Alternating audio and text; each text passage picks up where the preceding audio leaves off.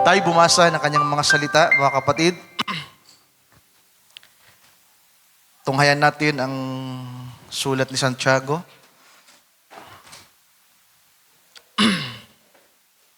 James chapter 2. So Bible reading tayo, medyo mahaba-haba yung babasahin natin para makuha natin yung konteksto. From verse 1, James chapter 2. Sa Tagalog, basahin natin. May mga bata, kaya iniisip ko na in Bible reading ay Tagalog yung babasahin natin, mga kapatid. Sabi sa verse 1, mga kapatid ko, yamang mayroon kayong pananampalataya ng ating Panginoong Hesukristo na Panginoon ng kaluwalhatian ay huwag magtangi sa mga tao. Sapagkat kung may pumapasok sa inyong sinagoga na isang tao na may singsing na ginto at may magandang kasuotan at may pumasok namang isang dukha na may damit na hamak at inyong itangi ang may suot na damit na maganda at inyong sabihin, maupo ka rito sa dakong mabuti at sa dukha ay inyong sasabihin, tumayo ka riyan at maupo ka sa ibaba ng aking tungtungan. Hindi baga kayo'y nagtatangi sa inyong sarili at nagiging mga hukom na may masamang pag-iisip? Dinggin ninyo, mga minamahal kong kapatid, hindi baga pinili ng Diyos ang mga dukha sa sanglibutang ito upang maging mayaman sa pananampalataya at mga tagapagmana ng kahariang ipinangako niya sa mga nagsisiibig sa Kanya. Can we say amen to that? Amen. Verse 6, ngunit inyong niwalang puri ang dukha, hindi baga kayo'y pinahihirapan ng mga mayayaman? At sila rin ang kumakaladkad sa inyo sa harapan ng mga hukuman. Hindi baga nilalapastangan nila yaong marangal na pangalan na sa inyo'y itinatawag? Ibig sabihin yung pagiging Kristiyano. So merong kasing bansag sa kanila, merong tawag sa mga mananampalataya dati pa, at ang tawag sa kanila ay Kristiyano. At nilalapastangan daw po ng mga mayaman ang pangalang ito. And verse 8, gayunman kung inyong ganapin ang kautusang hari, ayon sa kasulatan, iibigin mo ang iyong kapwa na gaya ng iyong sarili, at ay nagsisigawa kayo ng mabuti. Tatapwat kung kayo'y nagtatangi ng mga tao, ay nagkakasala kayo, at kayo'y hinahatulan ng kautusan na gaya ng mga suwail. Sapagkat ang sinumang gumaganap ng buong kautusan at gayon may natisod sa isa ay nagiging makasalanan sa lahat. Sapagkat ang nagsabi, huwag kang mangalunya, ay nagsabi naman, huwag kang pumatay. Ngayon, kung ikaw ay hindi nangangalunya, ngunit pumapatay ka, ay nagiging suwail ka sa kautusan. Gayon ang inyong salitain at gayon ang inyong gawin na gaya ng mga taong huhukuman sa pamamagitan ng kautusan ng kalayaan. And verse 13, last verse, sapagkat ang paghuhukom ay walang awa doon sa hindi nagpakita ng awa. Ang awa ay lumuluwalhati laban sa paghuhukom. Tayo saglit na manalangin, mga kapatid. Hallelujah. O aming dakilang Diyos, minsan pa, Panginoon, kami po ay muling dumudulog sa iyong harapan, sa iyong paanan, na dumadalangin, Panginoon, na minsan pa na ikaw ang magpala sa iyong mga salita, na aming pag-aaralan, na aming mapapakinggan sa gabing ito. Nanawa, O Diyos, ikaw ang naghanda nito sapagkat nakita mo ang pangangailangan ng bawat isa sa amin. Gamitin mo lamang po ang iyong abang lingkod na instrumento, daluyan ng iyong mga salita, Panginoong Diyos, upang maipaabot mo sa bawat isa ang kanilang pangangailangan. Pagpalain mo ito at maging pagpapalat kalakasan naway tumuli sa bawat isa amin, sapagkat ito ang aming sinasampalatayanan at inaasahan, idinadalangin sa iyo pong dakila at banal na pangalan. It's only in the mighty name of you, our Lord and Savior, Jesus Christ. Amen. And amen. Ating palakpakan minsan pang ating Panginoon, mga kapatid. Tayo malaya ng makakaupo. Magandang gabi sa inyong lahat sa pangalan ng ating Panginoon. So kagaya ng sinabi ni Brother Dante ay nakakapanibago. Totoo nga. Dahil yung dating nakikita natin dito puro babae ay meron ng brother. Si Brother Billy lang naman. Si Brother Chad nakatayo sa dulo. Uupo rin doon. At dito naman na puro lalaki ay meron ng babae. So napakagandang tingnan mga kapatid. At may mga bata. So sana itong mga batang ito ay kahit papano ay merong makuha sa gabing ito. At mag-enjoy sila ng salita ng Panginoon mga kapatid. So ang Diyos na po ang bahala sa pangangailangan natin. So ang mga announcements sa linggo na lang para mapakinggan ng lahat. At yung pag-tiles po pala sa Agdan ay hindi pa natuloy. At ang sabi sa akin ni Mama kanina ay sa Martes daw po next week. Dahil yung humingi sa akin ng 2 araw na pabor para may pagawa yung kanilang bahay, si Paimundo, ay tinatapos na. Tinatapos na yung kusina niya. So wala namang problema dahil hagdan na lang naman. So maghintay lang tayo ng ilang pang mga araw. At next week ay Lord willing ay nakatayos na po pati yung hagdan natin mga kapatid. So sa hindi po pag-abala, tayo tutungo sa mga salita ng Panginoon. Mula sa mga talatang ating binasa, basahin natin ang KJV mga kapatid. At simulan natin sa verse 10. Verse 10 na lang. Sabi sa KJV,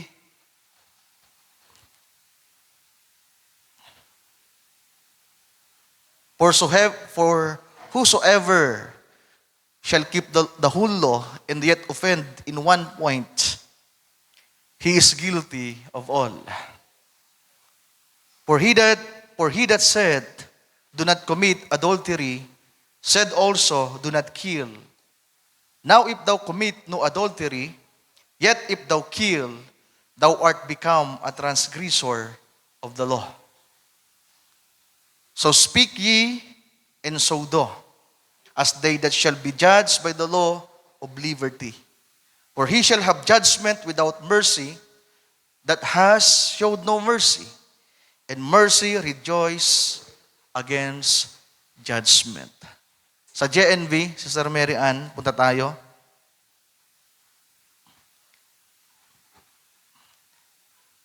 Punta tayo sa e-sword natin.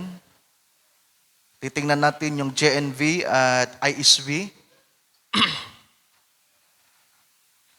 Unahin natin yung JNV. So may title po dyan sa taas, The Sin of Partiality.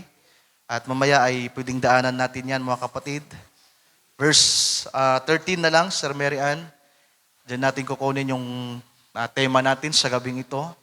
Sabi sa JNV or Good News Bible Version mga kapatid. For God will not show mercy when He judges the person who has not been merciful. But mercy triumphs over judgment. ISB, basahin natin. Verse 13. For the one who has shown no mercy will be judged without mercy. Mercy triumphs over judgment. So, yung huling mga pangungusap or salita about mercy, yan po yung topic natin na pinamagatan po natin sa gabing ito, mga kapatid, na mercy triumphs over judgment. So, gaano ba tayo kapamilyar sa salitang mercy? So, talagang tayo bilang mga mananampalataya at kahit tayo ng mga manggagawa, mga kapatid, ay nagiging bata tayo kung minsan at nagiging estudyante pa rin sa salita ng Panginoon. Marami tayong patuloy na natututunan sa kanyang mga salita sa pag-aaral natin, mga kapatid. At kung minsan, ang lagi nating nababanggit ay ang biyaya ng Panginoong Diyos, not His mercy. Well, nababanggit natin, pero hindi ganun kadalas. At ang lagi nating nababanggit ay ang biyaya, the grace of God. At sa aking pagsasaliksik at pag-aaral, mga kapatid, walang masama na tingnan natin ang pagkakaiba ng mercy at ng grace. Kung titingnan natin sa dictionary, nung nakaraan ay malimit ng banggitin ang about sa grace at ang kahulugan daw nito ay unmerited favor. Merong ibinigay sa iyo na pabor na hindi ka karapat-dapat sa pabor na yon. Sa dictionary, sabi dito, ang salitang mercy, mga kapatid, compassion or forgiveness shown towards someone whom it is within one power to punish or harm. So that is mercy, mga kapatid. Ito daw po ay isang compassion. So pag sinabing compassion, mga mahal kong kapatid, isa itong bunga ng pag-ibig. Kaya nga kung babasahin niyo ang four gospel from Matthew to Book of John, sa mga taong ipinapatawad ng Panginoon ang kanilang kasalanan, pinapagaling sa kanilang karamdaman, laging sinasabi ng Biblia, in the Lord have compassion on them. Diba? Hindi naman sinabing the Lord loved them. Ang laging sinasabi ng Bible sa KJV, ang Panginoon ay nagkaroon ng compassion sa kanila. So ito ay matinding ekspresyon ng pag-ibig. So ito pala ang kahulugan ng mercy, mga mahal kong kapatid. Compassions or forgiveness shown towards someone whom it is within one's power to punish. So yung isang tao daw na karapat-dapat na parusahan, yung isang tao daw na karapat-dapat na hatulan, na nasa ilalim ng isang kapangyarihan, ay pinatawad. So iba po ang biyaya, mga mahal kong kapatid. Ang mercy ay merong inalis sa'yo. Pero ang biyaya, merong ibinigay sa'yo. So yan po ang pagkakaiba ng mercy sa grace. Sapagkat ang biyaya, ibinigay sa atin ang buhay na walang hanggan. Diba? Ibinigay sa atin ang lahat ng bagay na para sa atin, na ikakabuti natin, mga kapatid. Pero ang mercy, inalis yung kaparusahan, kahatulan na dapat para sa atin. I hope malinaw po yan, mga mahal kong kapatid. At kung titingnan natin, halos hindi naman yan nagkakaiba. Sabi pa nga ng isang paglalarawan, parang coin daw po yan na merong kabilaan. Sides of the coin. Na nasa isang coin lang siya, ang kaliwa ay biyaya, ang isang bahagi ay ang biyaya, at ang isang bahagi naman ay ang mercy or kaawaan ng Panginoong Diyos. So sabi dito, God's mercy is not giving sinners what they do deserve. So yan daw po yung mercy. And God's grace is giving sinners what they do not deserve. Narinig niyo po ba? Ang biyaya daw po, ang Diyos ay nagbibigay ng mga bagay na hindi tayo deserve.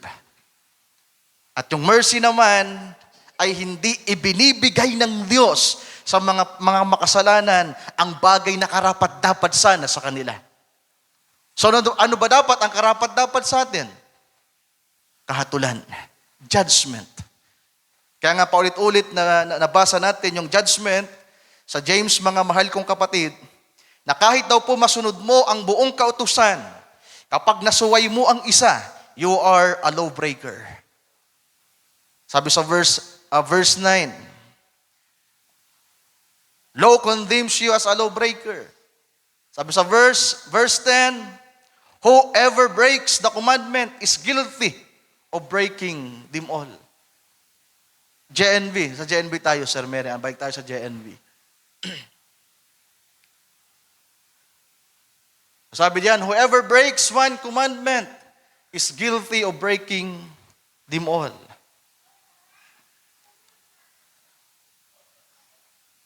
For the same one who said, do not commit adultery, also said, do not commit murder. Even if you do not commit adultery, you have become a lawbreaker if you commit murder.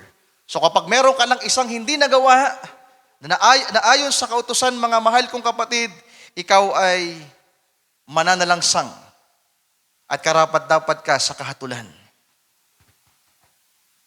Nasabi ni Apostol Santiago sa verse 12, speak and act as people.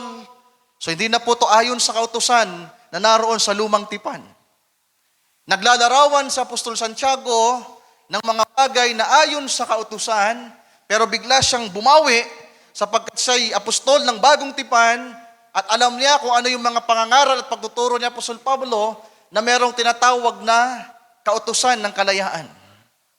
Di ba? Kautusan ng Espiritu. Kaya sabi dito, speak and act as people who will be judged by the law that sets us free. So hindi po yan yung law ni Moses, kundi ang law na nagpalaya sa atin, mga mahal kong kapatid, ay ang kaawaan ng Diyos para sa atin. Nang ialay ng ating Panginoon ang kanyang buhay, mga mahal kong kapatid. Kung kaya't ang pagsunod pala sa kalooban ng Diyos, ang paghatol, mga mahal kong kapatid, na kagaya ng inilalarawan ng mga talatang binasa natin, napakasimple ng paglalarawan ni Santiago patungkol sa pag-upo. Na sa kanilang pagtitipon, kung merong bibisita, kung merong darating na mananambahan, papasok sa iglesia ng mga mananampalataya nung unang panahon, pag sinabi pong sinagoga, parang ganito, pagtitipon. Yan ang ibig sabihin ng synagogues, mga grupo ng mga taong nagtitipon. At inilarawan ng banal na kasulatan sa sulat ni Santiago na kapag merong taong pumasok na mayaman at tinangi mo siya, pinaupo mo siya sa pinakamainam na upuan at meron namang isa na nakaupong andun na dukha lamang, na merong damit na pangdukha at sasabihin mo, umalis ka dyan sa iyong kinakaupuan at umupo ka sa aking paanan. Ano sabi na Apostol Santiago? Nagkakasala kayo. At sa tingin nyo, mga mahal kong kapatid, ang ganito bang gawain ay kasalanan pa rin hanggang ngayon? Ito ba ay mabuting gawain ang magkaroon ng pagtatangi? So in general, mga mahal kong kapatid, hindi lamang pagtatangi puan ang meron sa atin. Paano mo pakitunguhan ng iyong kapatid? Paano mo pakitunguhan ng mga tao? Paano mo pakitunguhan ng mga taong kasama mo sa bahay? Mga mahal mo sa buhay? Mga kaibigan? Pwede ang isang tao, ang isang mananampalataya ay mahulog sa ganitong kaso. At ang Diyos ay hindi nalulugod, mga mahal kong kapatid. So ang tanong, nagkakasala ba tayo? Ang title niyan, The Sin of Partiality. Di ba? Tayo ang nakakaalam. Kapag merong isang kapatid na nanghiram sa atin, at dahil alam mo na yung kapatid na yon ay walang trabaho, maliit lamang yung sweldo, kung meron mang trabaho, o kaya naman ay mahirap magbayad, mahirap singilin, tapos sa panahon na manghihiram ulit sa iyo ay meron ka ng pag-aalinlangan. Madali para sa iyo na magpahiram sa taong alam mong nagbabayad, kaysa doon sa taong pag nanghiram ay hindi agad nagbabayad. So ikaw ang nahatol ngayon sa puso mo.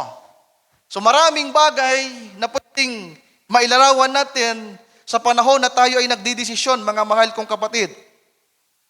So mamaya kung loloobin ng Panginoon ay bigyan natin ng diin ang bagay na yan. So tumungo tayo sa sulat na Apostol Pablo kay Titus, sapagkat hindi lamang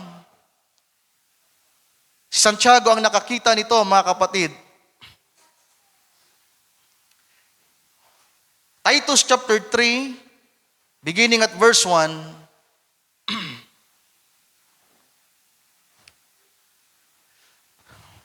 sabi na Apostol Pablo kay Titus, Tagalog tayo, Sir Mary Ann, ipaalala mo sa kanilang pasakop sa mga pinuno, sa mga may kapangyarihan, na mga masunurin na humanda sa bawat gawang mabuti, na huwag magsalita ng masama tungkol sa kanino man na huwag makipagtalo, kundi magpakahinhin at magpakahinahon sa lahat ng mga tao. Nabasa niyo po ba? Ulitin ko yung verse to. Na huwag magsalita ng masama tungkol sa kanino man. Na huwag magsalita ng masama tungkol sa kanino man. Guilty ba tayo diyan?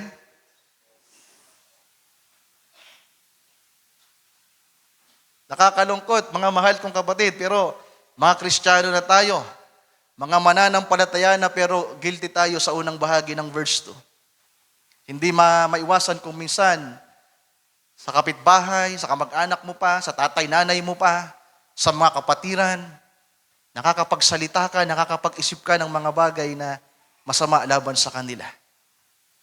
Sabi ni Pablo, huwag tayong magsalita ng masama tungkol sa kanino man, na huwag makipagtalo,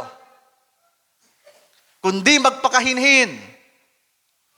So ito hindi lang to para sa babae, kundi sa lahat ng mananampalataya. At magpakahinahon sa lahat ng mga tao.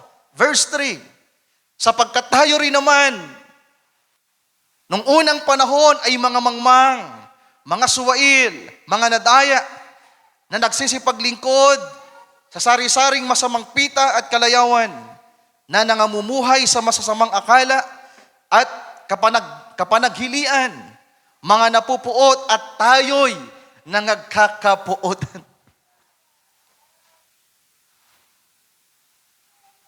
Ngunit ng mahayag na ang kagandahang loob ng Diyos na ating tagapagligtas at ang kanyang pag-ibig sa tao. English nga natin yan. KJB, Mr. Mary Ann, mababasa natin yung mercy diyan. ISB, tingnan natin.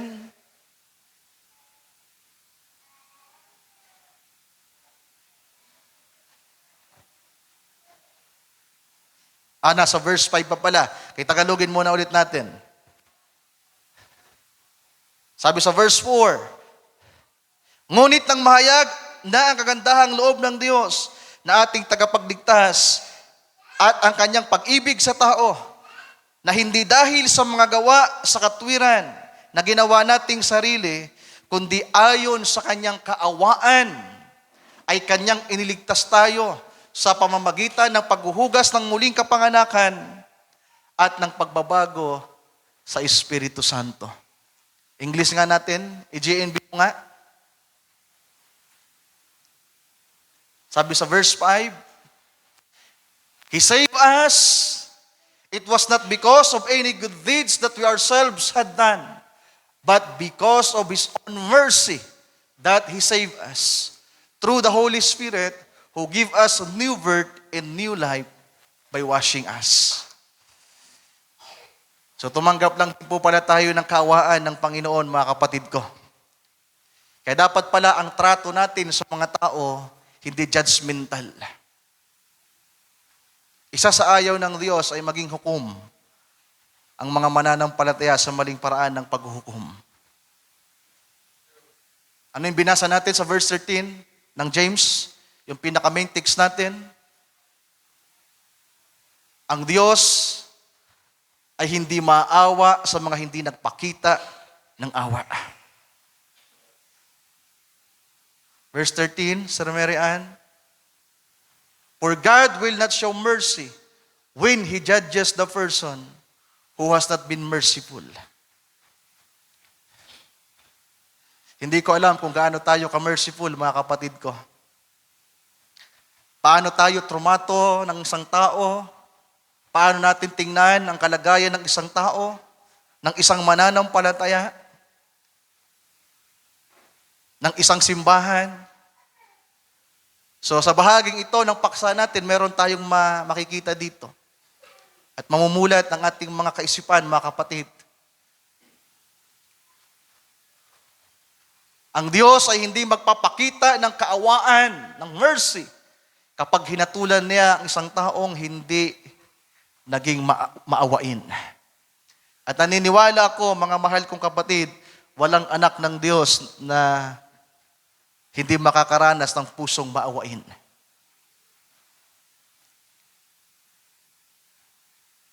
but mercy triumphs over judgment. Ito ang maganda dito.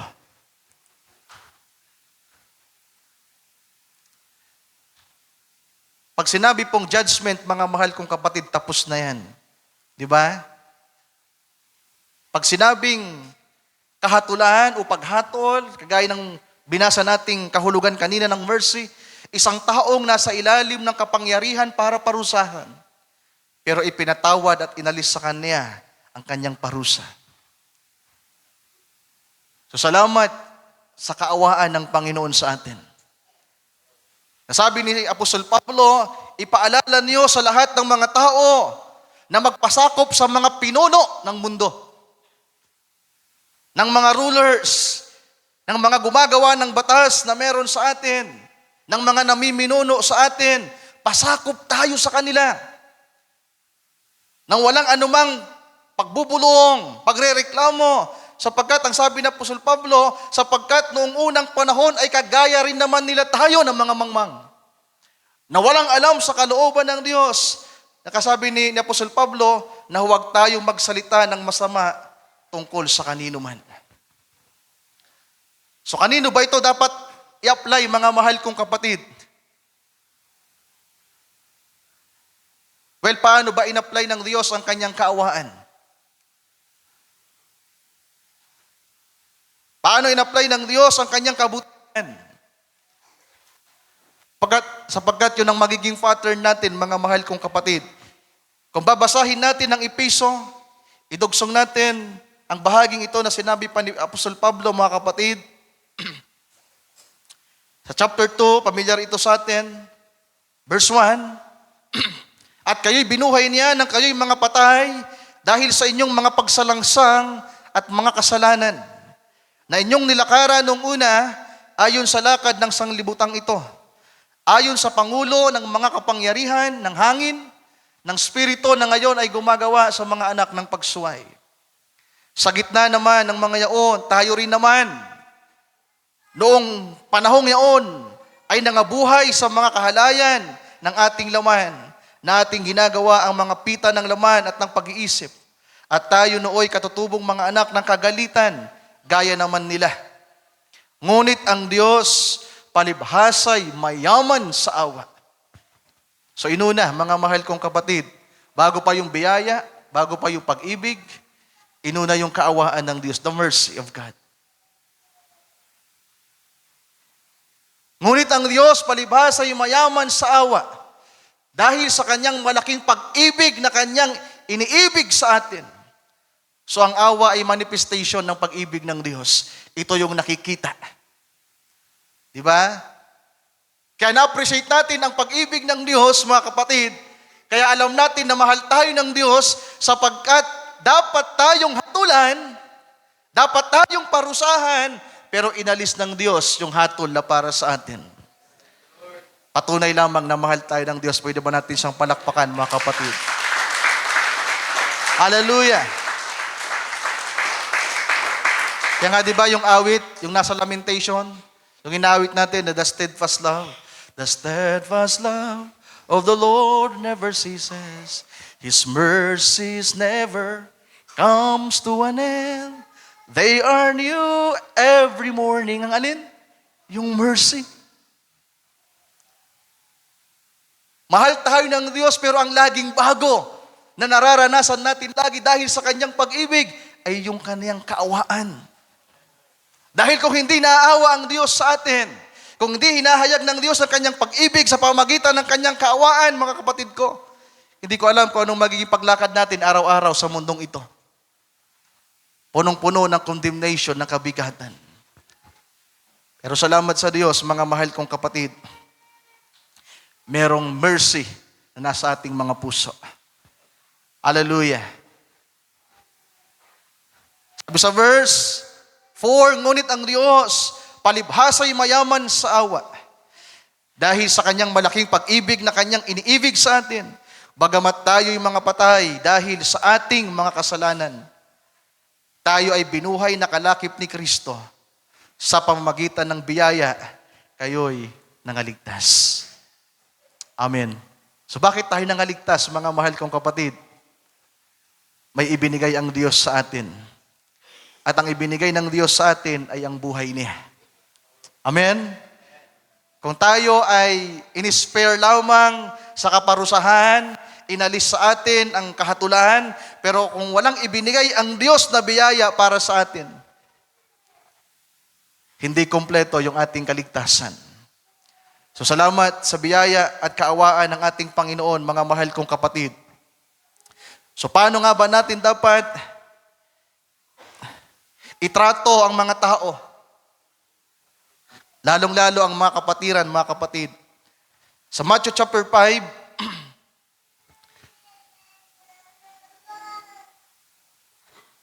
sa verse 43,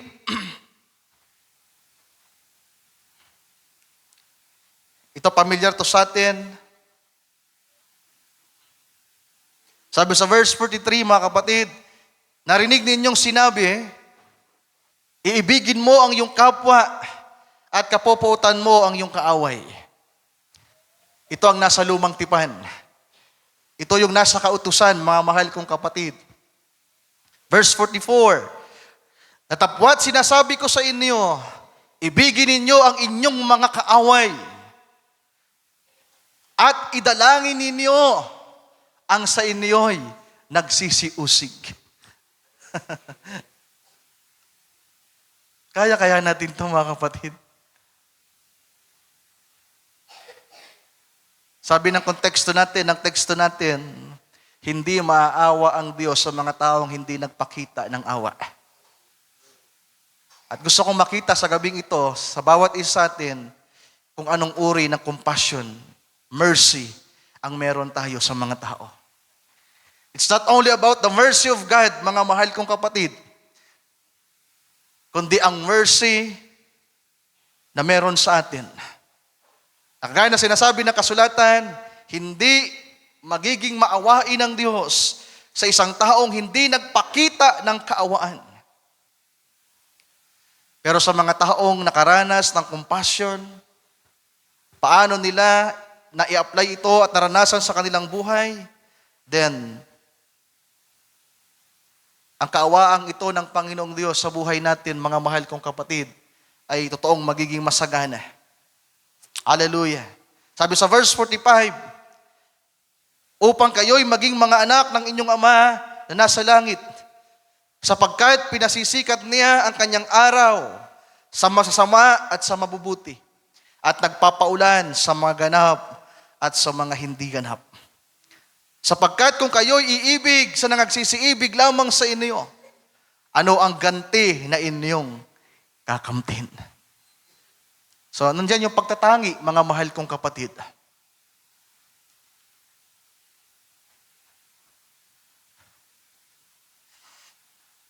Paano dapat natin itrato ang mga tao? Lalong-lalo ang mga kapatiran. Ang mga kasamahan sa pananampalataya na nasa iba't ibang mga kasimbahanan, iglesia, na sa panahon natin ay merong pagkakaiba ng mga paniniwala, doktrina, mga church order, mga mahal kong kapatid. Dahil kung minsan, nakakapagsalita tayo ng laban sa iba. Hindi natin maiwasan kung minsan, hindi tayo nagiging maingat na tayo mismo, kahit kaming mga manggagawa, sa aming mga pag-uusap, sa mga sharing, ay may mga salitang namumutawi sa ating bibig laban sa iba. Kaya meron tayong fellowship sa iba at wala tayong fellowship sa iba. At guilty tayo sa mga pangungusap na ito ng ating Panginoon, mga mahal kong kapatid. We are guilty. Maraming guilty sa bahaging ito. So kung makikita niyo paano trinato ng Panginoon ang mga tao, mga mahal kong kapatid, inalintulad ito sa ulan at sa sikat ng araw, kagaya ng pangaral ni Pastor Nestor noong nakaraang linggo. Sapagkat ang Diyos daw po, mga kapatid, ay kapwa nagpapasikat ng araw sa mga damo at sa mga trigo. Kapwa siya nagpapaulan. Ibig sabihin, ipinaparanas ng Diyos ang kanyang habag at awa at pag-ibig sa lahat ng mga tao. Even to Cain, mga kapatid, ang unang taong nahatulan.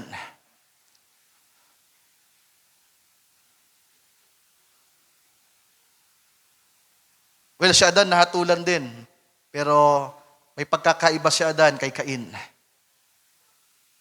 Kung babasahin natin ang Genesis chapter 4, paano pinangusap ng Panginoong Diyos ang bahaging ito kay Cain, ng kanyang kausapin ito, mga mahal kong kapatid.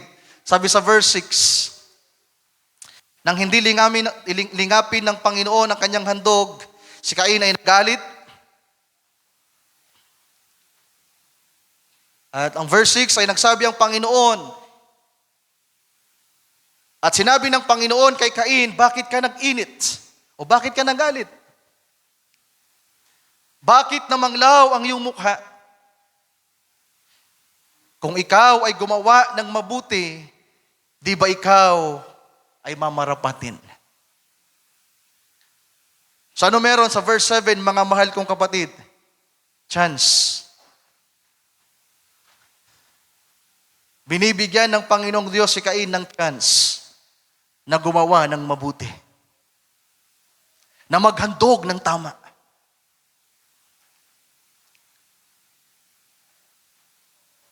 Nang maghandog siya sa Panginoon, sa unang pagkakataon, nireject ng Diyos ang kanyang handog. Nagalit siya. Nalungkot siya.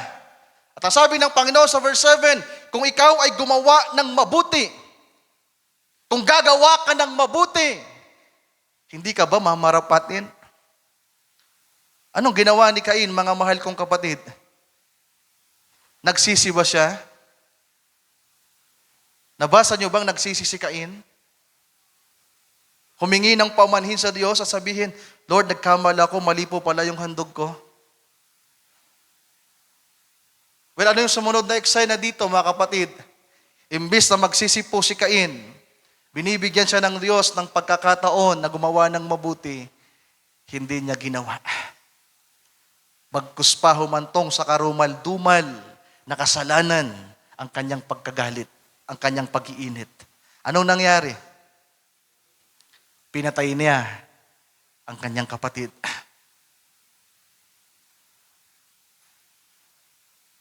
Nagbibigay ang Diyos ng chance sa lahat. John 3:16, for God so loved the worlds. Hindi lamang the brides. For God so loved the worlds that He gave His only begotten Son. Andun yung kanyang pag-ibig. Andun yung kanyang awa. Andun ang kanyang biyaya. Pero, sadyang may mga taong hindi tatanggap sa kaawaan ng Panginoon. Sapagkat ang mga taong ito ay wala ring bahagi sa kanilang puso ang kaawaan. Anong sabi sa verse 17?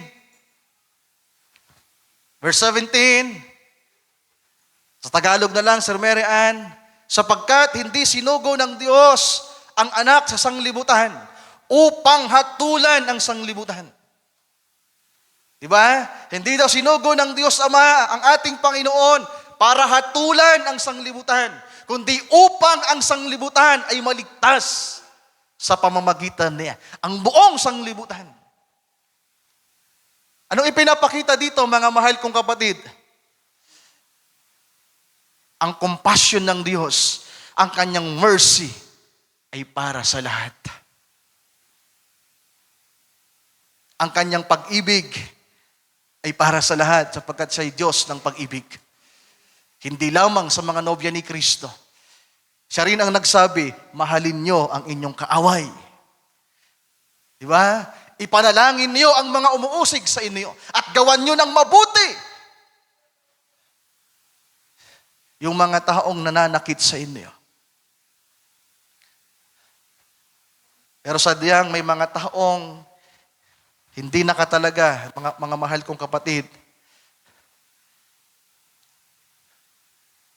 na magtaglay ng pagsisisi sa kanilang puso. Revelation chapter 2, para ito sa panahong ating kinabubuhayan. Dito'y pinakita ang isang pagkakataon, ang isang pangyayari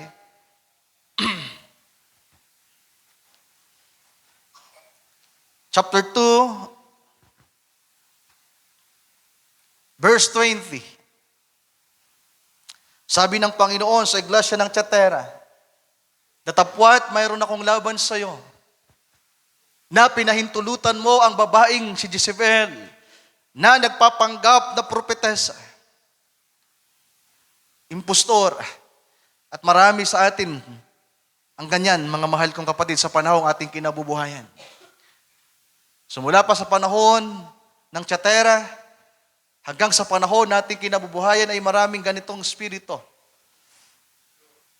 Nagpapanggap ng mga propetesa, ang daming simbahan na pinapayagan na mag-lead ang mga babae. Siya'y nagtuturo at humihikayat sa aking mga lingkod upang makiapid at kumain ng mga bagay na inihahain sa mga Diyos-Diyosan. Yan ay mga aral, mga paniniwala na konektado sa mundo, mga kapatid. In verse 21, binigyan ko siya ng panahon upang magsisi. Binigyan siya ng Diyos ng panahon upang magsisi. Ano ang meron sa panahon na yon? Awa ng Diyos.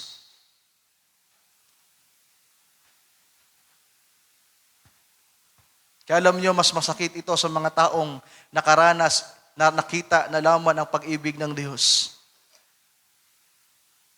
Sa panahon na sila'y nahatulan, sa panahon na sila ay naghihirap sa dagat-dagatang apoy, isa sa naroon sa kanilang kaisipan, sa kanilang kaluluwa, naranasan nila yung pag-ibig ng Diyos pero hindi nila tinanggap. Narinig nyo ba? Hindi yung galit ng Diyos ang isa sa magpapalungkot sa kanila ng husto. Sapagkat sa lugar na kanilang kinaroroonan, walang pag-ibig doon. Pero meron silang bagay na naranasan sa mundo habang sila'y nabubuhay. Na merong isa na nagmahal, na umibig, na lumikha sa kanila, na ipinaranas ng Diyos ang kanyang biyaya, ang kanyang pag-ibig, ang kanyang kaawaan. Pero ang mga taong ito ay tinanggihan ang pag-ibig ng Diyos. Mas pinili nilang maging matigas ang kanilang puso, mga kapatid. Ano sabi ng Panginoon? Binigyan siya ng panahon upang magsisi. Ngunit ayaw niyang magsisi. Narito, siya'y aking iniratay sa higaan, at ang mga nakikiapid sa kanya sa malaking kapighatian, maliban na kung sila'y magsipagsisi sa kanyang mga gawa. So para saan ang chance na binibigay ng Diyos, mga mahal kong kapatid? Para sa lahat. E nais ko pong sabihin sa inyo sa gabing ito, paano natin itrato ang mga tao, itrato ang ating mga kapatid na may mga kahinaan pa, na may mga struggle. Wala tayong karapatang humatol.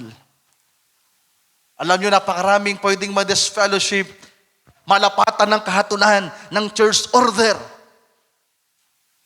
Meron akong isang kinausap dati doon sa bahay namin. Masinsinan kami nag-usap. Sabihin ko na kung sino. Si Brother Bernard. Di ba? Nung kinausap ko siya, dapat ma-disfellowship na siya. Pero habang kinakausap ko siya, ano yung naghahari sa puso ko? Compassion.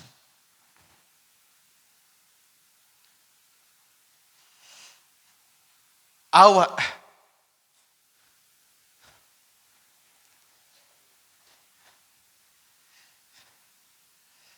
Kasi sino sa atin dito ang mayroong awa? Naaawa.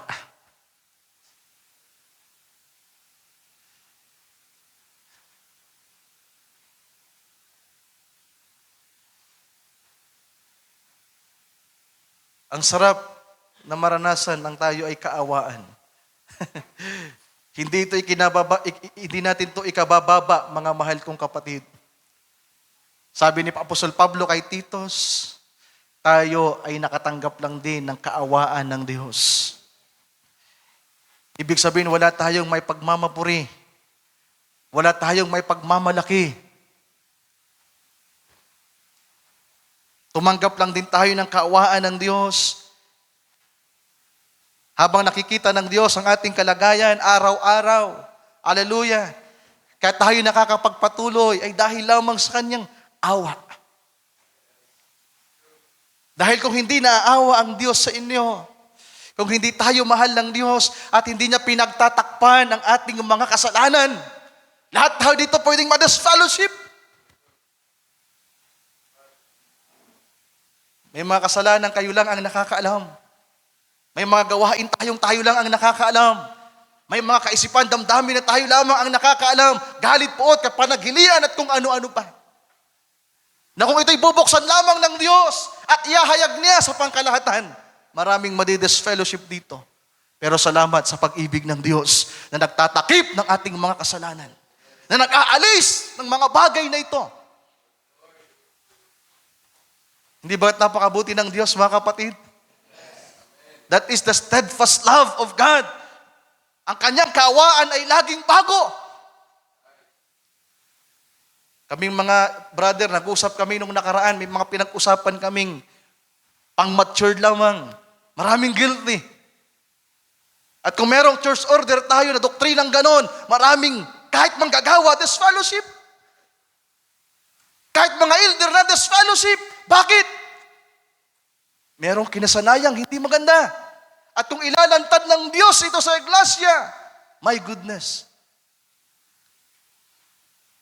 Maraming manggagawang hindi dapat. Pero salamat sa kabutihan ng Diyos. Pwede ba natin siyang palakpakan, mga mahal kong kapatid? Mercy triumphs over judgment. Kaya tayo, kunting pagkakamali lang, ang dali nating humatol sa ating kapatid. Ang sama na agad ng tingin natin sa isang kapatid na umabsent, na hindi nagbayad ng utang, na nagkamali, na nagtampo.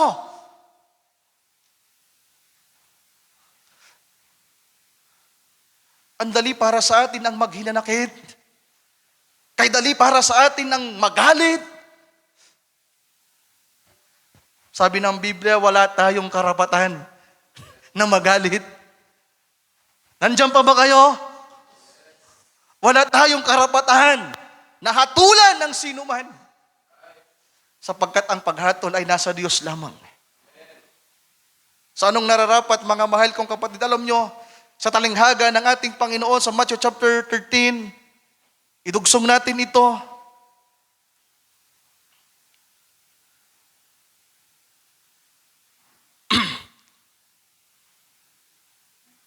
Verse 43,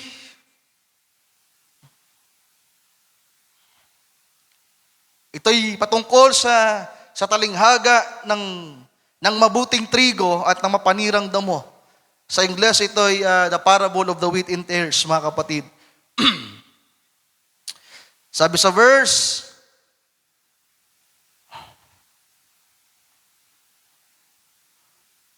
I'm sorry, 24, Matthew 13, 24.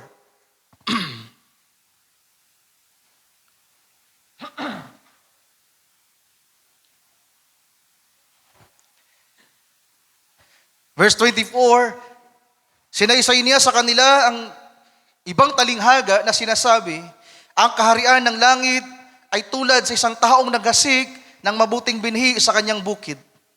Datapwat samantalang nangatutulog ang mga tao, ay dumating ang kanyang kaaway at naghasik naman ng mga mapanirang damo sa pagitan ng trigo at umalis.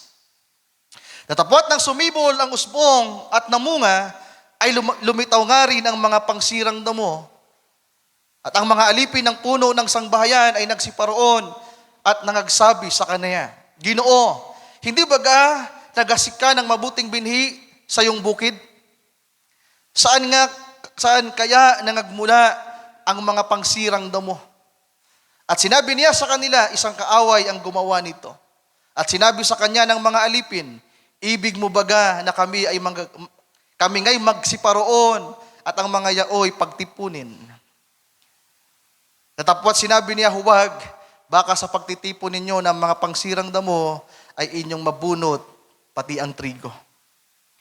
Verse 30, pabayaan ninyong magsitubo kapwa hanggang sa panahon ng pag-aani. At sa panahon ng pag-aani ay sasabihin ko sa mga ani, tipunin muna ninyo ang mga mapangsirang damo at inyong pagbibigkisan upang sunugin. Tatapwat tipunin ninyo ang trigo sa aking bangan. Anong meron dito, mga mahal kong kapatid? Paghihintay ng tamang panahon. Pag-asa para sa lahat. Diba? At walang karapatang humatol ang sino man maliban na ang Panginoon ay magsalita na. Kapag ang 7 kulog ay umalingaw-ngaw. Nalala niyo kung anong meron sa kulog, mga kapatid? Anong ipinapakita ng banal na kasulatan sa kulog? Sino pang nakakaalala? Paksa natin about sa thunders? Brother Chad? Judgment. Alam nyo ba, ang thunders ay judgment? Ang isang ipinapakita, ang banal na kasulatan about sa thunders ay judgment ng Diyos. Sa Book of Samuel, nabasa natin, na ang mga Israelita ay nangahiwalay ang kanilang puso sa Diyos. Sila ay nangagmatigas. Then ang propeta Samuel ay nanalangin sa Diyos. At nang manalangin Samuel, mga mahal kong kapatid, ay araw ng pag-aani. Di ba? Harvest season. At ang ipinag-pray niya sa Panginoon, Lord, magsugo ka ng ulan at ng kulog para sa mga taong ito ng mga suwail at matitigas ang ulo. At anong ginawa ng Diyos, mga kapatid ko? Nagsugo ng ulan at ng matinding kulog. So hindi yan yung paksa natin. Ipinapakita ko na merong panahon na ang Diyos ang hahatol. Merong araw ng katalagahan, merong araw ng kapasyahan, maghintay tayo sa araw na yan. Habang hindi pa dumadating ang araw na yan, mga mahal kong kapatid, lahat ng trigo, ano man ang kanyang kondisyon, di ba sabi nga ni Pastor Nestor, isang trigo lang naman eh. Yung uhay, sumupling yung mga dahon, swingli, tama ba? Mga Anglican, Lutheran, kung sino-sino yung mga nandun. Then yung Pentecostal ay yung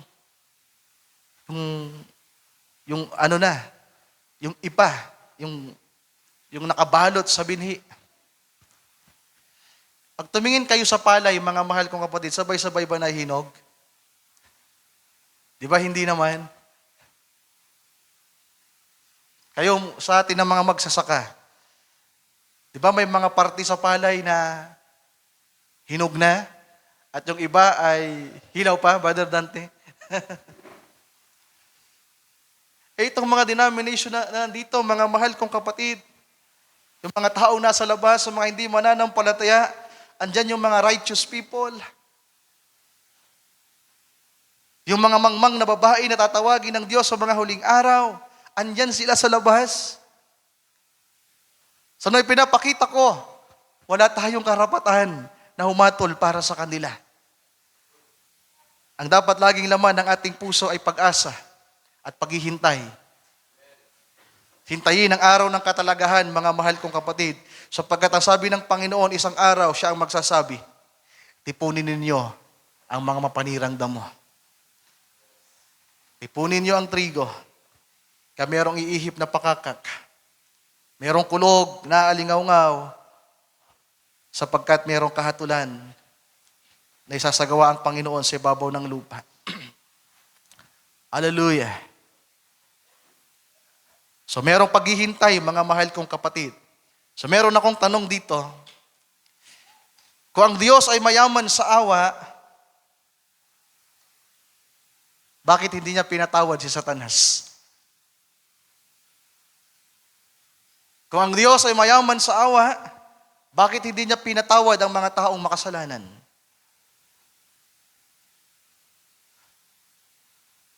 Yung mga taong nadaya ni Satanas, at kahit yung mga anghel na nadaya ni Satanas, bakit hindi pinatawad ng Diyos? Sinong nabubuong kaisipan? Brother Gideon, bakit hindi pinatawad ng Diyos si Satanas? So tama naman yung sagot ni Brother Gideon, by predestination. Kaya lang, ano kaya ang meron sa pagtatalaga? Basahin natin ang Roma, mga kapatid. Well, totoo ang sinabi ni Brother Gideon. May malaking kinalaman ang pagtatalaga. At yan ang unang nakalista dito. Romans 9, 15 to 18, basahin natin.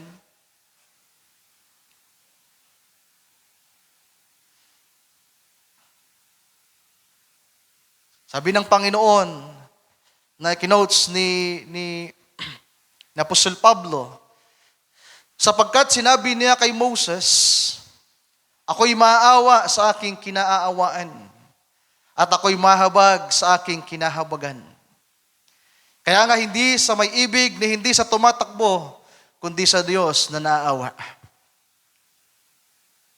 Sapagkat sinasabi ng kasulatan tungkol kay Paraon, dahil sa layong ito, that is predestination, ay itinaas kita upang aking maihayag sa pamamagitan mo ang aking kapangyarihan at upang ang aking pangalan ay may tanyag sa buong lupa. Kaya nga sa kanyang ibig, siya'y naaawa at sa kanyang ibig, siya'y nagpapatigas. So that is predestination, mga mahal kong kapatid. Sabi ng banal na kasulatan, ang Diyos ay maawa sa gusto niyang kaawaan at mahabag siya sa gusto niyang kahabagan. Well, kagaya ng mga paunang pangungusap ko kanina, mga mahal kong kapatid, lahat ng tao ay binigyan ng Diyos ng karapatan na magsisi. Kaya ang pangalawang bahagi, mga mahal kong kapatid, ang meron sa pagtatalaga, ang mga taong ito, mga taong nadaya ng kaaway na kagaya ng kanyang ginawa na pagmamataas laban sa Diyos. Revelation 9, basahin natin. Ganito ang kanilang kalagayan, mga kapatid. Verse 13 ng chapter 9.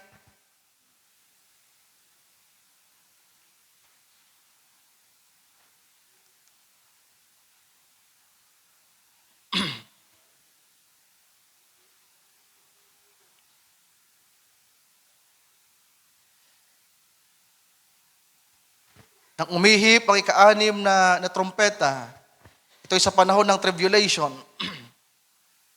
sa mga taong naiwan. Sabi dito, at umihip ang ika-anim na anghel at narinig ko isang tinig na mula sa sungay ng dambanang ginto na nasa harapan ng Diyos, na nagsasabi sa ika-anim na anghel na may pakakak, kalagan mo ang apat na anghel na nagagapos sa malaking ilog ng Euphrates. So ito, pakinggan yung mabuti ito, mga kapatid, sapagkat may kinalaman ito sa World War III. So itong binabasa natin ay may kinalaman sa World War III. Kaya alam natin na hindi tayo papasok sa World War III. Napapanood natin ngayon yung mga balitang magyegera na ang Pilipinas at ng China. So wala tayong dapat ikatakot. Nung nakaraan napanood ko si Sara Duterte, mga kapatid. Hindi si Sara Duterte, si Amy Marcos. Di ko alam kung napanood ninyo. Na in-interview siya at sabi niya natatakot siya. Kapatid yun ng Pangulo ng Pilipinas. Sapagkat merong dumating sa kaniyang mensahe na yung mga supersonic daw po, hypersonic ng China ay nakatutok na sa Pilipinas. Kaya ano daw magagawa ng paghahanda ng Pilipinas na mga balikatan? Hindi naman gera na pupunta pa dito yung mga Chino para tayo lusubin. Ang ipapadala lang nila mga missile. Akala nila barilan pa. Di ba? Abalang-abala yung mga Pilipinong mga puro paputik yung mukha na nagdi-training. Sabi ni Amy Marcos, kapatid ng Pangulo, wala tayong magagawa sa Chino. Yan po ang katotohanan, mga kapatid. Pero wala tayong dapat ikatakot. Itong binabasa natin sa pag-ihip ng ika-6 na pakakak sa huling bahagi ng 7 years, dito magaganap ang World War III, mga kapatid. Tingnan niyo. At kinalagay ng 4 na anghel na nangahanda sa oras at araw at buwan at taon upang patayin ang 3 bahagi ng mga tao. So yan ang magiging resulta ng World War III kapag pinakawalan yung 4 na anghel.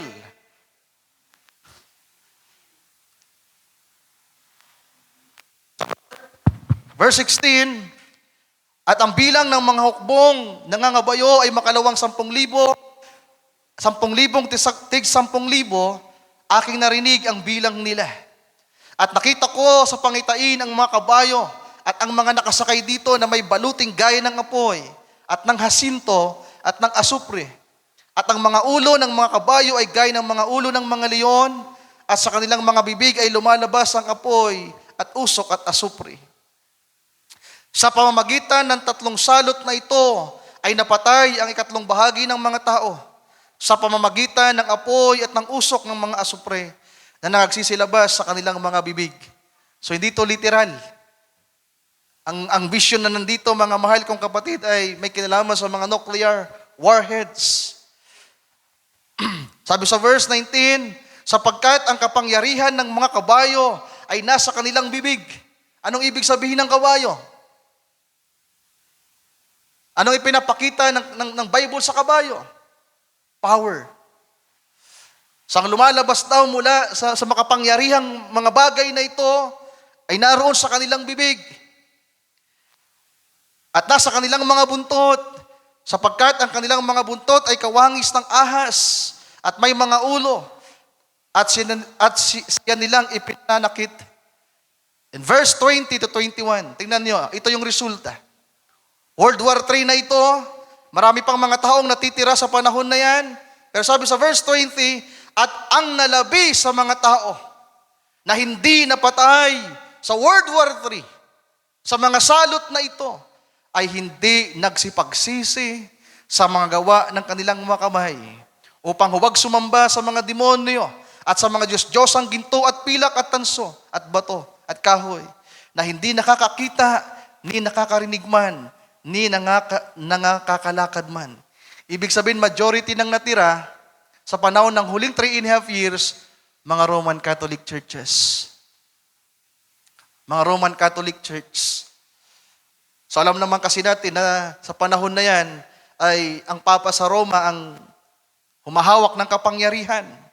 At yung mga tao under ng kapangyarihan ng Papa sa Roma, na under ng kapangyarihan ni Satanas, imbis na magsisi sa mga bagay na kanilang nararanasan, ay hindi nila ginawa, mga mahal kong kapatid. And verse 21, at sila'y hindi nagsipagsisi sa kanilang mga pagpatay, kahit man sa kanilang mga panggagaway, kahit man sa kanilang mga pakikiapid, kahit man sa kanilang pagnanakaw. So bakit may mga taong hindi pinatawad ng Diyos, mga mahal kong kapatid? Wala sa kanilang puso ang pagsisisi. Kaya mapalad ang isang tao na mayroong pagsisisi sa kanyang puso.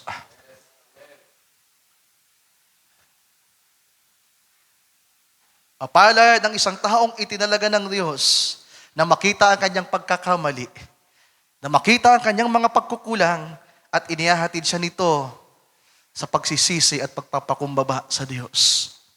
Sapagkat hindi lahat na italaga na magkaroon ng pusong may pagsisisi. Kaya nga 'di ba, ang paunang hakbangin sa Kristiyano ano? Repentance. Repentance. Ano ang mensahe sa dulong bahagi ng pagiging Kristiyano?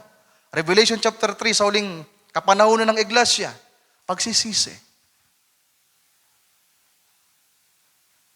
Binigyan ng Diyos ang pagkakataon si Cain na magsisi. Hindi siya nagsisi. Binigyan ng Diyos ang pagkakataon si Satanas na magsisi. Hindi siya nagsisi. Imbis na magsisi siya, mga mahal kong kapatid, ano siyang nag-reveal din sa Diyos. Kaya napakapalad ng mga taong bagamat nagkamali, paulit-ulit na nagkakamali, nasa pagkukulang, pero merong pusong may pagpapakumbaba. Merong pusong may pagsisisi, mga mahal kong kapatid. Sa huling talata, sa Revelation chapter 16, ito naman ay sa panahon ng Armageddon. So may mga matitira pa rin ng mga tao sa World War III. Then ang kasunod niyan, sapagkat ilang taon lamang yung pagitan, ang World War III ay magaganap sa huling 3.5 years ng 7 years. At pagkatapos niyan ay Armageddon. Ang World War III ito ang magsisignal sa huling digmaan na magaganap sa ibabaw ng lupa na tinatawag na Armageddon. Revelation chapter 16 verse 9 to 11. Same scenario ito, mga kapatid.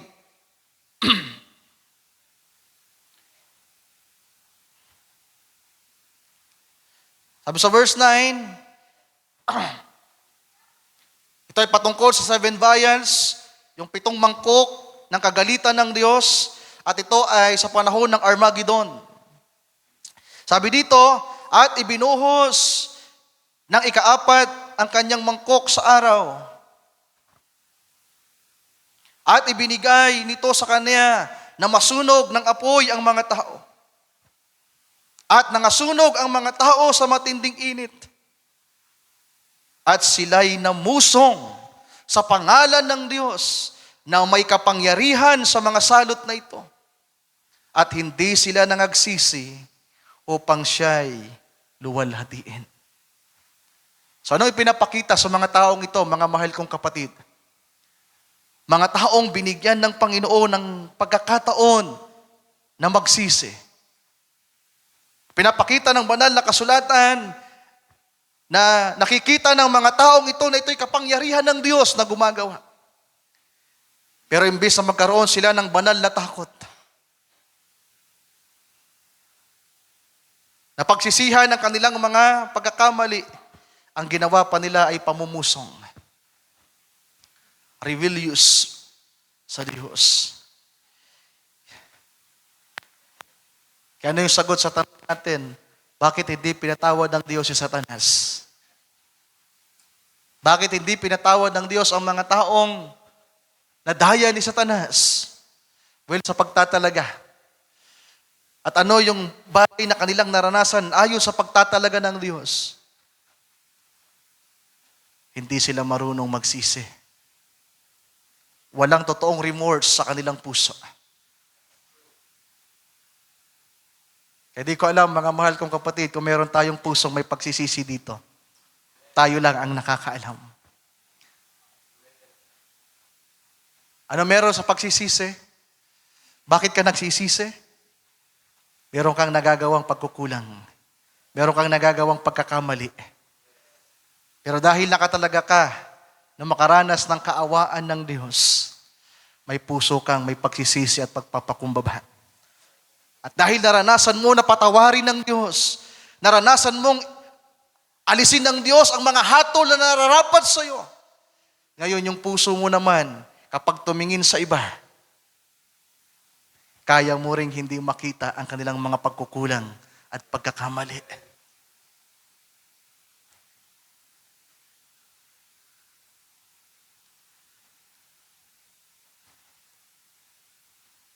Hindi lang ito basta brotherly kindness, mga kapatid. Sabi pa ng Biblia, love covereth the multitude of sins. Sabi pa ng banal na kasulatan, napakapalad ng isang tao na merong naibalik na kaluluwa, na merong kaluluwang na ipanumbalik sa Diyos.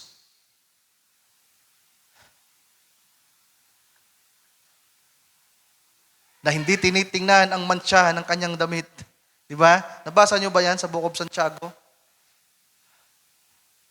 Hindi nakita, hindi hinatulan kung anong merong dumi sa kanyang damit. Kundi ang nakita ay ang kahalagahan ng kaluluwa ng taong naroon sa damit na yon. Sapagkat ang damit na nagre-representa ng laman ay may kakayahan ng Diyos na baguhin ito, nalinisin ito. Sabi ng banal na kasulatan, kahit ang damit natin ay maging kagaya ng mapula,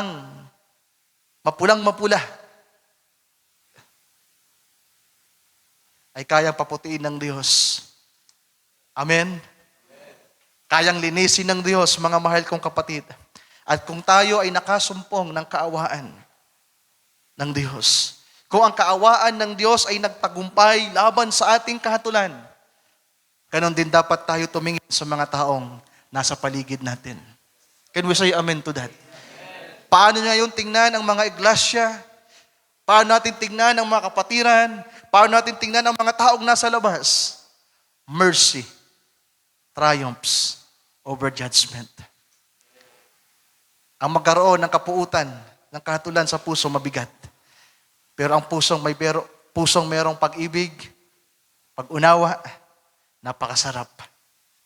Pero hindi yan madali. Mararanasan lamang natin yan kung patuloy nating nararanasan ang kaawaan din ng Diyos sa ating mga buhay. Pagpalain tayo ng ating Panginoon, mga kapatid, atin siyang palakpakan sa gabing ito.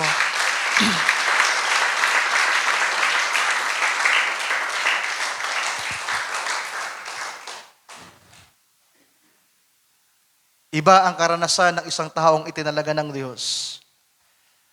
Hallelujah. Ang meron sa kanya ay kababaan ng loob, kabutihan, na bagamat nasa pagkakamali pa at mga pagkukulang, pero laging may handang puso na magpakumbaba sa harapan ng Diyos at umunawa sa mga taong nangangailangan din ng pangunawa. Alam nyo, mga mahal kong kapatid, merong pagkakaiba ang kautusan sa kagustuhan ng Diyos. Merong malaking pagkakaiba ang utos ng Diyos sa gusto ng Diyos. Ang utos ng Diyos, nakita natin to sa lumang tipan. Mandatory. Kapag nasuway mo yung utos niya, kaparusahan ng kapalit. Pero sa panahon natin, sa mga nobya ni Kristo, hindi utos ang meron tayo. Gusto ng Diyos. Intindihan niyo ba? Ano ang gusto ng Diyos para sa akin? Hindi ano ang utos ng Diyos. Ano ang gusto ng Diyos? Kung utos, ganito, manamit ka ng tamang pananamit. Pagpahaba ka ng buhok, utos yan. Pero kapag inisip mo, ito ang gusto ng Diyos. Iba yon. At dahil ito'y kagustuhan ng Diyos, ito'y kanyang kalooban na dapat nating magawa at maranasan. At every time na nabibigo tayo sa kanyang gusto, mercy ang ating nararanasan. Intindihan nyo ba? Intindihan nyo, mga kapatid? Iba yung utos ng Diyos sa gusto ng Diyos. Kaya gusto kong bigyan ng diin yan sa pagtatapos natin. Ang meron sa atin ay ang gusto ng Diyos. Ang kalooban niya. Pinalaya na tayo sa kautusan. Ang nais ng Diyos, ma-appreciate natin ang kanyang katangian. Minahal niya tayo. Hinaawaan niya tayo. Ngayon, kapag nakilala natin siya, ito ang gusto niya. Ito na rin ang gusto ko. Amen. Iba yung utos sa gusto. Sapagkat ang nilalaman ng gusto, may puso yan, mga kapatid. At madamanawa natin yung puso ng Diyos para sa atin. Hindi yung utos. Ang utos ay mabigat. Pero ang kalooban ng Diyos para sa atin sa panahong ito ayon sa kanyang awa at biyaya. Isipin natin na kaya natin ginagawa ang mga bagay na ito dahil ginusto natin ang gusto niya. Amen. Tayong lahat ay magsitayo, mga kapatid. Yan ang pagkakaiba ng law sa love. Ang meron sa law, obedience, a mandatory obedience. Na pag nagkamali ka, sabi ni Santiago, nagawa mo man ang lahat, pero nagkamali ka sa isa, you are guilty. You are a lawbreaker. Pero sa love,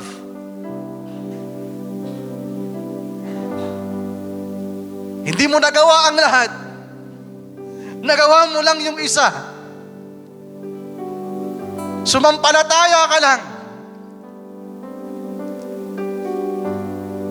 Naranasan mo ang kanyang biyaya, ang kanyang awa. Sumampalataya ka lang. Hindi mo nagawa ang lahat.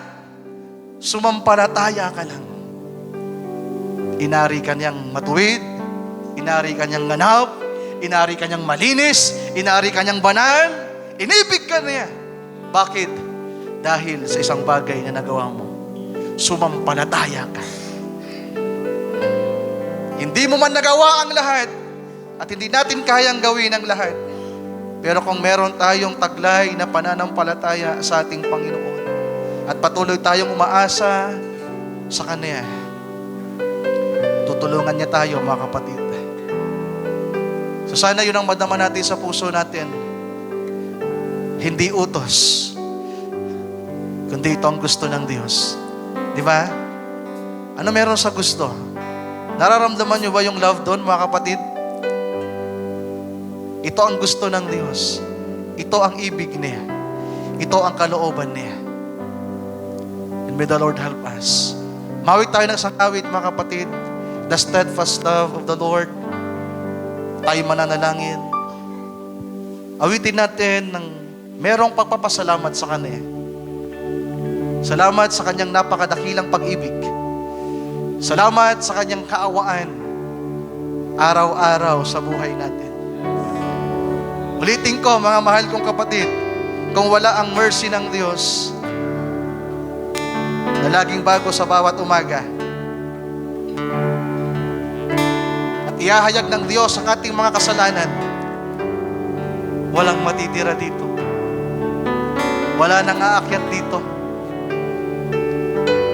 Kapag binuksan at ilantad ng Diyos ang ating mga pagkukulang at pagkakamali, mga kasalanan, pero salamat sa pag-ibig ng Diyos. Siya ang unang nagtakip ng ating kasalanan. Pinagtatakpan niya tayo. Sabi pa ni Pastor Nestor, di ba? Wala nga akong makita eh. Hindi, ganitong ginawa niya. Hindi ko makita. Hallelujah. Palakpakan natin ang Panginoon, mga kapatid. Salamat sa Kanyang awa, sa Kanyang biyaya.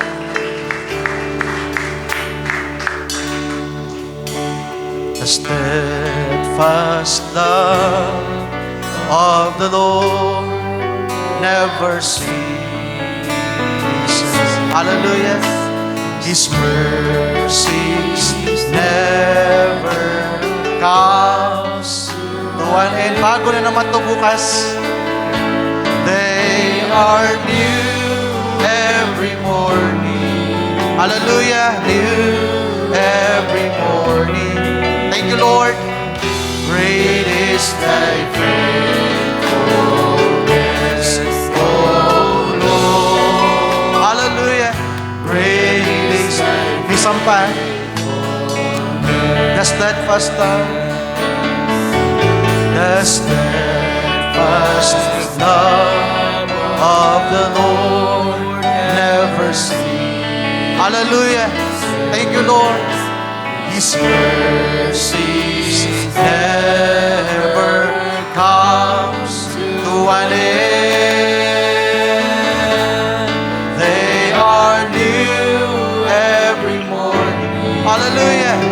New every morning. Great is thy faithfulness.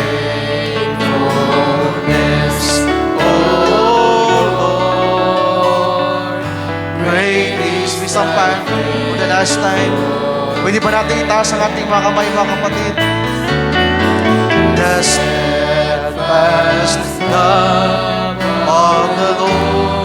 Hallelujah. Salamat sa iyong dakilang pag-ibig, Panginoon. Salamat sa iyong mayaman na awa, sa iyong kaawaan na patuloy na ipinaparanas sa amin, na araw-araw na iyong iginagawad, Panginoon. Salamat sa iyong kaawaan na kagaya ng aming pinag-aralan sa gabing ito, Panginoon.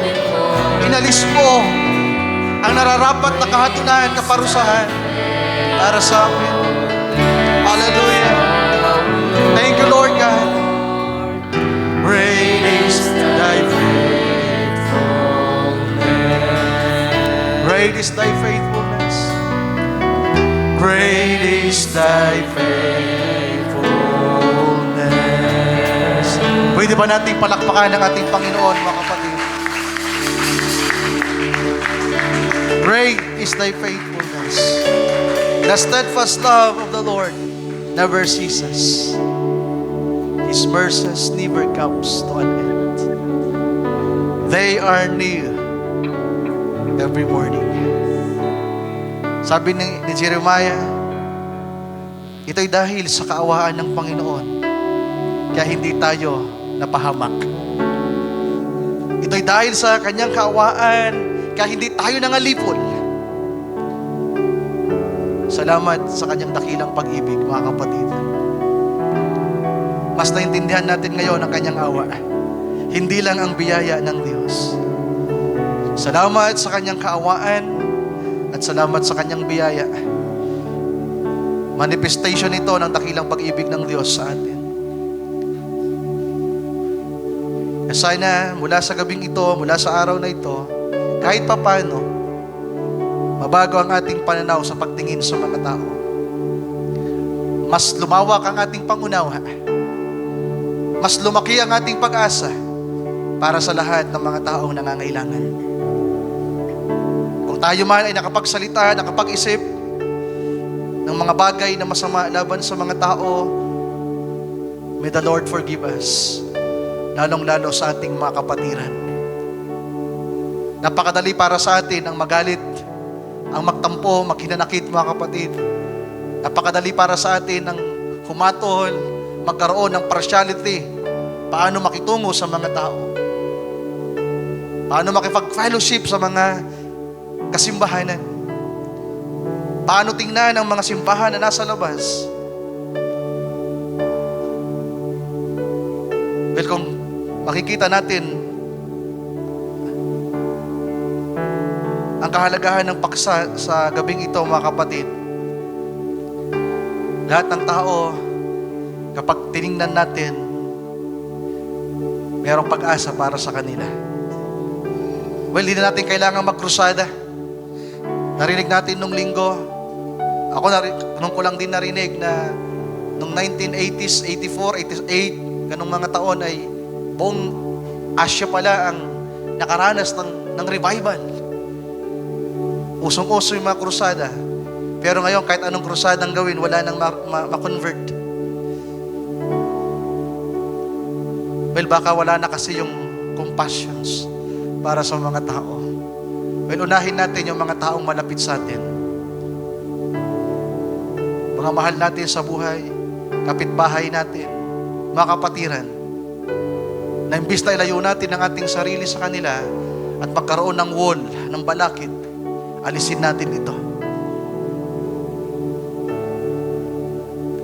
Tingnan natin sila na mayroong biyaya at mayroong kaawaan. Tayo manalangin, mga kapatid. Dakilang Diyos, maraming salamat sa mga salita mong aming tinunghayan sa gabing ito. Salamat sa isang paksang ipinagkaloob mo sa amin, Panginoon, upang muling ipaalaala sa amin na ang kahatulan ay nasa iyong kamay lamang. Na walang sino man sa amin ang may karapatan na humatol, maliban na ikaw ay mangusap sa bawat isa sa amin. Nakagaya ng sinabi mo, Panginoong Diyos, darating ang isang araw na ikaw ay magwiwika. Kakaroon ng total separation, Lord. At tinig mo ang aming maririnig. Ikaw mismo ang maghihiwalay sa trigo, sa mapanirang damo. Lord, nature ng tao, nature namin ang magkaroon ng partiality, pag-aalinlangan, pagdududa. Mga damdaming hindi mainam para sa mga taong aming nakasalamuha at nakakasalamuha. Lalong-lalo po sa mga taong nagko-cause ng pain, sufferings, discouragement sa amin. Lord, patawarin mo kami sa lahat ng ito. Tulungan mo kami, Panginoon, aming dalangin na ang maranasan ng aming mga puso ay pusong tumanggap ng kaawaan mula sa iyo. Biyaya, pag-ibig na sumasagana mula sa iyo. Nakagaya na sinabi ni Apostol Pablo kay Titus, na magawa naming magpasakop sa lahat ng mga kinaukulan, na walang anumang mga salitang namumutawi sa aming labi na masama, at sa lahat ng mga tao, na huwag kaming makipagtalo, Panginoon, bagkus pa ay magpakahinhin kami. Lord, help us. Hindi namin to kaya sa aming sarili. Ngunit hayaan, dakilang Diyos, na aming maidulog sa iyo sa gabing ito. Tulungan mo po ang bawat isa amin nang nagpapahayag ka sa iyong mga alagad. Nang sabihin mo sa kanila, Panginoon, ibigin ninyo ang inyong kaaway. Ipanalangin niyo ang mga nagsisiusig sa inyo. Na nagawa nila, Panginoon, ang kanilang sinabi. Lord, increase our faith. Increase our faith. At Lord, ito din po ang aming dalangin sa gabing ito. Increase our faith. Hanggang sa ang aming pananampalataya ay kumonekta sa iyong pananampalataya. Na magkaroon kami ng iyong pananampalataya, ng sakdal na pananampalataya, sapagkat nasa iyo, Panginoon, ang kaawaan. Ikaw ang kaawaan na meron kami. You are the mercy seats, Panginoong Diyos, sa aming panahon. Sa lumang tipan, ang pari, the high priest, Lord, na pumapasok sa pinakabanal na dako. Merong dalang dugo, at ang dugo ay inilalagay sa ibabaw ng kaban ng tipan. At doon sa tinatawag na mercy seat ay nilalagay ang dugo. At pagkatapos ang iyong kaluwalhatian ay dumarating, Panginoong Diyos. Pero sa aming panahon, Panginoon, ikaw ang mercy seat. Ikaw ang kailangan namin. Ikaw ang manahan sa aming mga puso. Tumira ka sa amin, Panginoong Diyos. At hayaan na kami ay maging mga pari sa mga huling araw na ito, na mamamagitan sa mga taong ito na may pangangailangan. Sapagkat itinalaga mo kaming maging mga hari at maging mga pari. May mga puso na mamamagitan sa mga taong may pangangailangan. Lord, help us. Help us, Lord. Maraming salamat sa gabing ito. Pagpalain mo po ang mga salitang aming napakinggan. Nagawa ko po ang aking maliit na bahagi at akin pong ipinagkakatiwala sa iyo ang lahat. Maraming salamat po, dakilang Diyos. Aming dalangin ito, aming samo, ipinagkakatiwala at hinihiling sa iyo pong dakila at banal na pangalan. It's only in the mighty name of you, our Lord and Savior, Jesus Christ. Amen. Amen. And amen. Ating palakpakan ng ating Panginoon, mga kapatid.